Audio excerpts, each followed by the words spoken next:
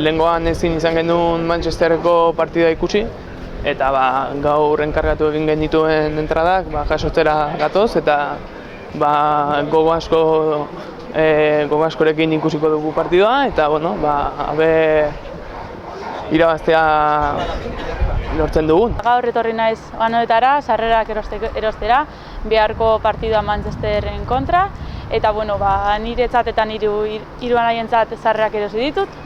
Oso pozik nago sarrerak daukadelako. Guri gehien eragiten digutenak, bidaiaria dira, bai irteten direnak partidua ikustea juteko eta sartzeko orduan.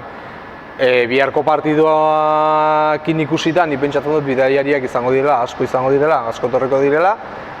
Baina, ligako partidoetan behin jende asko ibiltzen da, eta biharko partiduarekin ikusita ze partidua den, pentsatzen dut berdin izango dela, baina, hori ez dakigu, hori bihar ikusi beharko da. Movimentu normala, partido normala. Burruna onde emate zaio txampion asuntoatikan, baina gu behintzat lana normalki ingo dugu. Seguridade aldetikan, BSA batzuk jartzen dituzte, eta gu lanare asko gutxi egiten dugu. Pixat urduri abertzea izangoan, ez? Badakigu berai gehieneaz 2000 lagun hola gutxora etorreko dela. Bi ordutxo lehentxo gutxora bera, 6 tarditan hola giroa irutzezago aliakoa da amara, ez? Donostin ambientea Aldezarren aztea, da Aldezarretik hona etorrikoa alduten azkarrena o alduten polikiena.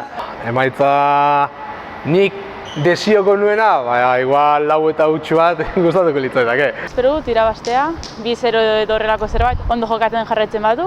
Nik uste garaia badulara ala irabazteko eta 2 hautseko bat o 3 bateko bat irabazten duen. Bi huts, bat Antoanena eta bestea Inigo Martinezena. Nik bat edo dut balimare, azkeneko urduri horrek bat edo dutzek baliko du. Porque lehenkoan Osasunen kontra, 5 eta utzi iraziaren ematen zuen ez genuela ezer egin. Da bat edo dut horrek igual emango indar gehiago.